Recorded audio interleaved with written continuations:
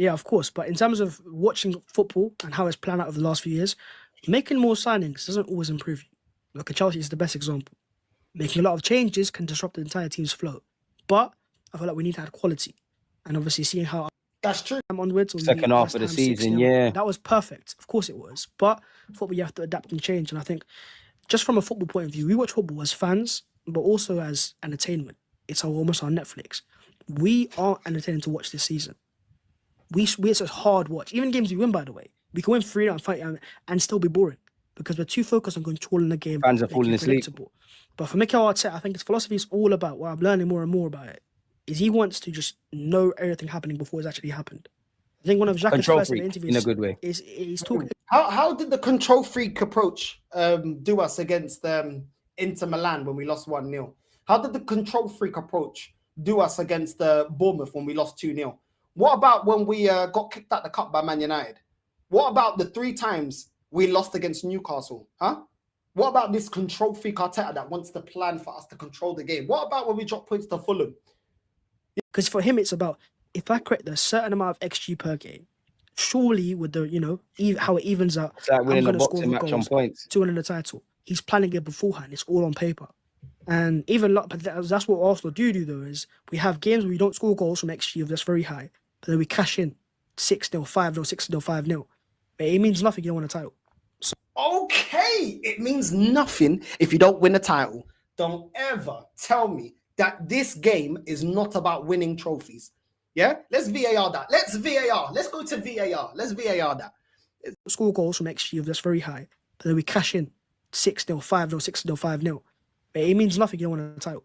So exactly. I think that's where next year it's about learning, and he learns. He's more smart than all of us in terms of football by 100 miles. So we have to let him and trust him. But for me, what I want to see more, I want to see Andrea Berta come in and take over, put over Mikel. Not because I think he's better than him in terms of coaching, of course not. But I think as a club, you have to be more than just a manager. I don't want to be in a club. You have to be more than just a manager. I don't want to be in the club. You have to be more than a manager. Okay, cool. So don't tell me that we can't sack the manager if we have to be more than a manager. Don't ever tell me we have to stick with Arteta if we have to be more than the manager. Thank you very much. Continue. A situation where you saw United with Ferguson as an example, where they had the guy Wenger as the main man. He goes, and Wenger as Arsenal.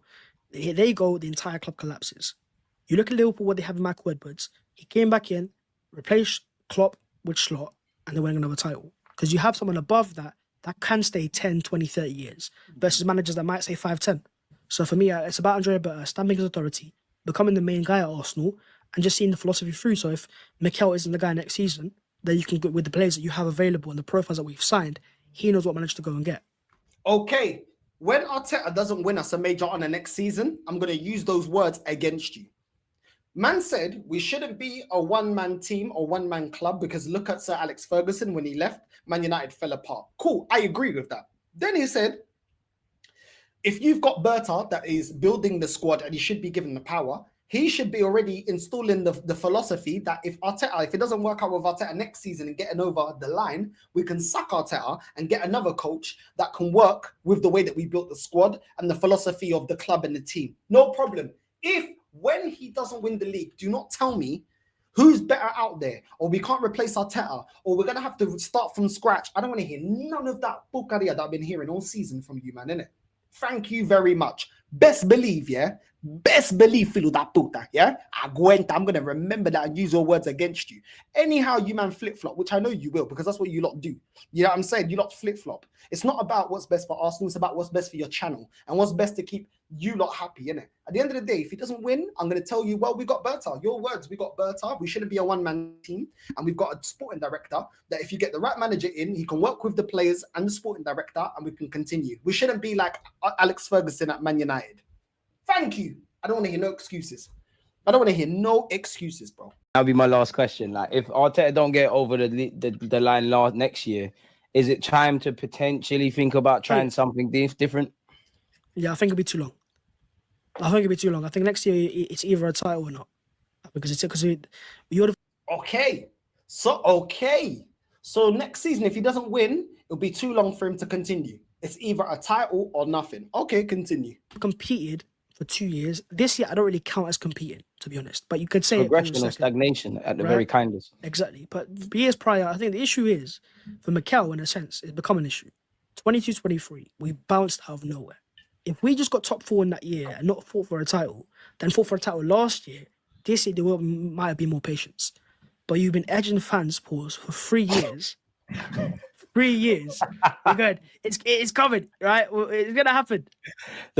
He got real excited when he dropped that edging fans. He really got look at the smile on his face. Oh, please rim me, please peg me. You know what I'm saying? These men are zesty, bro. Look at the smile on his face. This year to be the year, we're giving a bit of excuses, a bit of bias. We're being a bit too nice, maybe as well. But it's a bit of bias. We're being a bit too nice. Okay, remember that. But I think Mikel deserves a bit more grace for what he's produced us. And I don't forget 2019-18 before that. I was in the pain there. We were trying to just in the trenches. We were fighting to be. Marie and Holding was our best centre-half pairing once upon a time. People were asking us if Arsenal are a big club again. So if a guy spoke about my club, now, as I said, yeah, they were asking questions of should Arsenal be in the big 6? Leicester, have they overtaken us? Oh, man, don't get me started on that. I know the graphic. I know the graphic with the Leicester and Spurs. So maybe if I give my manager more grace, there's a reason behind that as well. Because the way I see football, right, I'll be honest with you right now. I find it very hard to critique people that are more professionals of the game that are miles better than what I am. So if I call a player... So you find it hard to critique people that are miles better than you in the game, but you just said if the manager doesn't win the league next season, you want him gone. Is that not a critique? Is that not a critique? When you were talking about Liverpool not being in a title challenge, being title challengers this season, is that not a critique within itself? You are critiquing their squad and critiquing their manager based on what you assume what they're going to do in the season. Is that not a critique? Now this guy's talking rubbish about, I don't like to critique managers that do a better job than me or no, this is stuff. What are you chatting about? These men are A1 liars, bro. A1 liars. But let's continue. Shit. How can I call him shit? The guy's a pro footballer. If you put any of us in a scenario, we struggle. I'm talking tap-ins, by the way, penalties. How can you not critique a player? But you've just said we don't have the quality. The only ball dribblers that we've got in the team is Mission. And is that not a critique of the other players? You've told us that we haven't got the quality in the final third. You said that we need a left winger. That's critiquing the 2 wingers that we've got now. You said that Odegaard isn't good enough. Yeah, and Odegaard doesn't create enough. Is that not a critique? Is that not a critique? You just said that Skelly is performing better than Calafiori. Is that not a critique on Calafiori's performances? Make this make sense. Make that make sense. Oh, but I don't make this make sense. Make that make sense. Oh, but I don't like to critique. Shut up, man. These men are liars, bro. They always like to play the fence, man. 1, 2, 3, 4. Right, number 5. Let's go. Let's go. Fans are in the right position to call Arteta out now is because this year, with no Man City winning the title and Liverpool coming out of nowhere as well, when no one expected it, Mikel Arteta was always going to get, slander for that because you're the team that has pushed it for the last 2 years. The team's come out of nowhere in his first season and they've gone and done a crazy season. I think that's where a lot of Arsenal fans are growing impatient. And for me, the way I see it, because I've always felt like Mikel has put us in the right pathway, I think I'm giving him one more season. I'm not going to give him 2, 3, 4 more years. I think the idea behind it for me is, have we been a little bit lucky this season? Yeah, but most teams certainly are. But I feel like what we have in our team, the way I always see it is, if you sack Mikel Arteta and you get Simeone Inzaghi in this season, if he loses his key attackers and he loses his key midfielders and has players, missing for suspension as well, they're all going to struggle. And I feel like with the pieces that we have right now in our squad, we're not far off, I think, getting the complete squad. And that's why I'm willing to give him that season. But again, it goes for both sides. It goes from the manager, it goes for the board. If the board don't back Mikel, then Mikel's got his hands behind his back. People talk about how much money he spent. Everyone spends money. Everyone spent money. Apart from maybe Liverpool, everyone spends money. But yeah, I think next season, rather than excited, I'm more intrigued. I want to see what Arsenal do in this transfer window. Okay, what happened to you don't critique players and managers? What happened to that? Man said, I won't give him 3 seasons. I'll give him 1 season. Why? Why don't you give him 10 seasons? I thought you don't critique. I thought you can't do a better job, so you're not going to critique. Is that not a criticism? You're basing that 1 year based on the fact that the last 5 years he's not got us over the line. Is that not what you're critiquing him about? The job that he's done prior to that, which is why you'd only give him 1 season. I thought you don't critique. They signed the players that everyone wants to sign, and then they end up kind of getting worse, surprisingly. So for me, I don't know what to expect from next season right now. I definitely don't put us anywhere near like title. Don't you think better manager would have readjusted better with the Alisson, Salah, these are like Premier League all-timers, if you think about it. Mm-hmm. So when you've got that most of that core spine fit, and you're thinking about taking Arsenal's version of Salah, which is our main goal-scoring threat, and Bukayo Saka out, I don't think any team would have thrived in that circumstance. I mean, you take out Haaland from City or Salah from Liverpool. So there is the sense of both sides in that, but I don't think Arsenal fans want to hear that because you can't go this long without a trophy at a big club. And totally right, because we have to keep that standard as a fan base. Because Okay. Okay. So if other teams lose certain players, obviously they're not going to be the same team. But as Arsenal fans, we don't want to hear that because it's been far too long not winning a title and we have to stick to those standards. Okay, cool. So you better stick to those standards then. Yeah, but continue. Okay, now man, okay. Is that what man's saying right now? I thought that was negative. I thought that's toxic, being a fake fan. Entitled. What about the context? What about the context of the league? What about other things? What about the nuances of the game? What about it? We're not talking about that now? Okay, all right. No worries. Let's VAR that. I don't know what to expect from next season right now. I definitely don't put us anywhere near like title. Don't you think better manager would have readjusted better with the Alisson, Salah, these are like Premier League all-timers, if you think about it. Mm-hmm. So when you've got that most of that core spine fit, and you're thinking about taking Arsenal's version of Salah, which is our main goal-scoring threat, and Bukayo Saka out, I don't think any team would have thrived in that circumstance. I mean, you take out Haaland from City or Salah from Liverpool. So there is the sense of both sides in that, but I don't think Arsenal fans want to hear that because you can't go this long without a trophy at a big club. And totally right, because we have to keep that standard as a fan base, because if we keep letting the club get away with it, we're going to end up in a situation with like Tottenham are, where you're just kind of happy to be here. We have to act like a big club. So that we can't be happy to be here. We have to act like a big club. Really? Yeah, feel that puta. The receipts are piling up.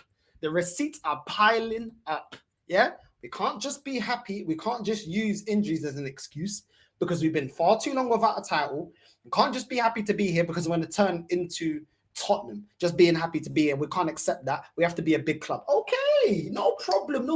Filo da puta. End of the season, você vai dar uma porrada, você vai ver. Vou te dar uma porrada, você vai aprender mesmo. Tá gozando da minha cara, but trust the process. No problem. Yeah, these men now want to be talking like us, yeah? Okay, no worries.